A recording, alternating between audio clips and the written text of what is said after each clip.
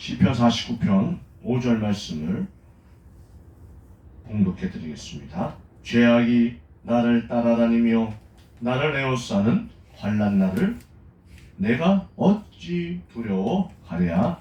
아멘. 성도는 악한 자들이 자신을 애우는 때에도 담대함을 잊지 말아야 합니다. 이 제목을 말씀드리면 생각나는 게 사도 바울이거든요. 사도 바울이 우겨싸움 당해도, 그죠? 우겨싸움 당할지라도 낙심하지 내가 않는다.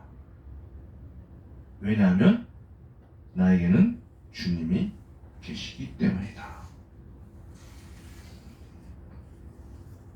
여기서 에워싸다는 말은 둘러싸다라는 의미입니다. 서라운드, 둘러싸다. 그리고 죄악이란 자기 자신의 죄를 말하지 않고 악인들의 악행을 말합니다. 그러니까 5절 상반절에 보면 죄악이란 단어가 자신의 죄가 아니라 악인들의 악행을 말하고 있다는 사실입니다. 즉 시인은 악인들의 악행으로 둘러싸여 환난을 당하고 해도 두려워하지 않겠다고 선언하고 있는 것입니다. 여러분들이 악인들이 둘러싸고 있는데 안 두렵습니까? 두렵죠. 자기 주변에 내 편이 없다고 생각해 보세요. 다 적들이라고 생각해 보세요. 두렵잖아요. 무섭잖아요. 겁나잖아요. 그런데 여기 시인은 두려워하지 않겠다고 선언하는 거예요. 그건 무엇입니까? 두렵지 않다는 것은 내 뒤에 배경이 있는 거예요. 뒷배경이 있는 거. 그게 누구요? 하나님이 계십니다. 성도 여러분, 여러분이라면 시인과 같이 말할 수 있겠습니까? 죄악이 나를 둘러싼다 해도, 에워싼다 해도, 악인들의 악행이 나를 에워싼다 해도 나는 두려워하지 않겠다 말할 수 있겠습니까, 여러분? 여러분 지금도 사실 일상에서 생활고 때문에, 민생고 때문에 어렵잖아요. 그렇게 어려운데 두려워하지 않는다고요? 힘들지 않는다고요? 아니잖아요. 그렇게 여러분 말할 수 있습니까? 사실 성도가 악인들에게 둘러싸고 핍박을 당하고 심지어 죽음의 위협을 당하는 상황에서 두려워하지 않는다는 것은 어려운 일입니다. 그렇죠. 옛날에 믿음의 선조들이 핍박당했을 때 생각해 보세요. 죄도 없는데 끌려가서 악행하는 자들한테 잡혀가서 고문당하고 얼마나 힘든 일들을 많이 당했습니다. 그래도 굴복하지 않냐 예수를 전했던 믿음의 선조들 왜 두려워하지 않았을까요? 주님이 계시기 때문입니다. 함께 하시기 때문에 두려워하지 않았던 것입니다. 그런데도 시인은 내가 어찌 두려워하랴라고 말하고 있는 것입니다. 이는 그에게 믿는 구석이 있음을 의미합니다. 믿는 구석이 없다면 결코 이와 같이 담대하게 말할 수 없습니다. 그렇죠. 믿음의 선조들이 왜 고백을 하지 않았습니까? 왜 항복하지 않았습니까? 왜 예수가 없다고 시인하지 않았습니까? 바로 믿는 구석이 있었기 때문입니다. 그것이 바로 주님이 함께 하셨기 때문입니다. 왜냐하면 인간은 다 연약한 존재이기 때문입니다. 그러나 아무리 연약한 존재라도 믿는 구석이 있으면 어떤 상황에서도 두려워하지 않을 수 있는 것입니다. 마치 힘없는 아이가 힘센 삼촌과 함께할 때 자기를 괴롭히는 아이들 앞에서도 두려워하지 않고 담대할 수 있는 것처럼 말입니다.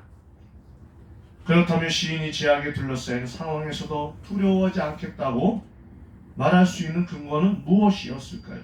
시인은 믿는 구석은 과연 무엇이었을까요?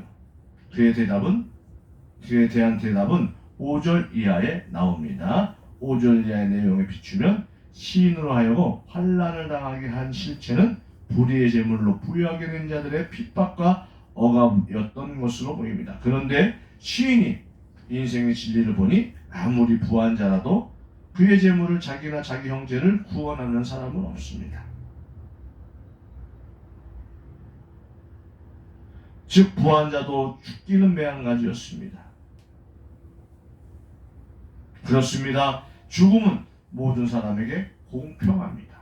부한 자나 가난한 자나 존귀한 자나 비천한 자에게 죽음은 공히 임합니다. 재물이 사람의 죽음을 막을 수 없습니다. 그런데 재물로 의인을 핍박한 악인은 죽게 되면 하나님의 심판을 받아 영원히 망하게 되는 반면 의인은 하나님의 심판을 받지 않고 아니하고 구원을 받게 됩니다. 바로 부자와 거지 나사로. 그죠? 부자는 어떻습니까? 네. 믿지 않았어요. 그냥 재물을 흥청망청 썼습니다. 맨날치 피로연을 베풀고 연애를 즐기고 사람들을 초대하고 그냥 자기 마음대로 자기 뜻대로 살았습니다. 그러다 어떻게 해요? 유황불에 빠졌잖아요.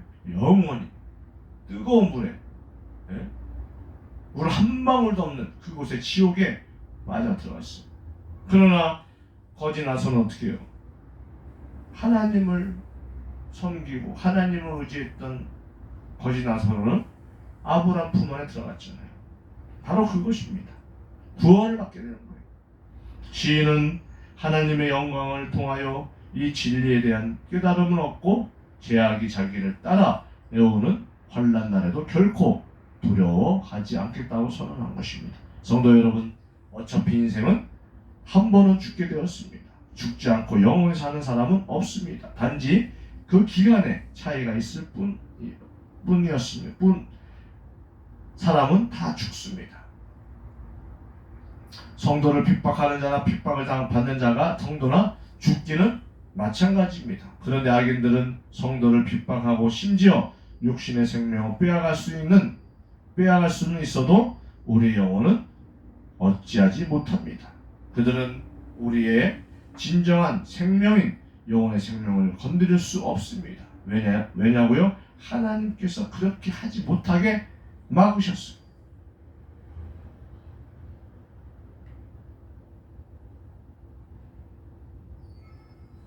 그리고 악인들은 강력한 힘으로 우리를 핍박하고 우리의 생명을 해하기도 하지만 그들 역시 죽기는 마찬가지입니다. 더욱이 그들은 육신적으로만 죽는 것이 아니라 영육간의 영혼이 죽게 됩니다.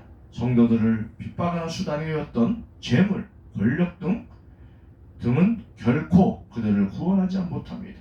이에 대한 확신이만 있다면 우리는 내가 어찌 두려워하라고 말할 수 있을 것입니다. 사도 바울은 이에 대해 확신이 있었기에 우리가 사방으로 우겨쌈을 당하여도 쌓이지 아니하며 답답한 일을 당하여도 낙심치 아니하니라고 한다고 선언할 수 있었습니다. 여러분도 같은 확신으로 악한 자들이 애우는 환난 날에도 내가 어찌 두려워하랴라고 담대히 선언할 수 있기를 바랍니다. 신명기 31장 6절에 보면 너는 마음을 강하게 하고 담대히 하라. 그들을 두려워 말라. 그들 앞에서 떨지 말라. 이는 내 하나님 여호와가 그가 너와 함께 행하실 것입니다. 반드시 너를 떠나지 아니하시며 버리지 아니하시리라 하고 요한복음 16장 33절에 보면 이것을 너에게 이름은 너희로 내 안에서 평안을 누리게 하려 함이라. 세상에서는 너희가 환난을 당하나 담대하라. 내가 세상을 이겨노라 하시니라. 아멘. 여러분, 우리가 이렇게 주님을 섬기며 주님께서 우리를 힘을 주시고 용기를 주신다는 사실을 잊지를 말기를 간구합니다. 기도하겠습니다.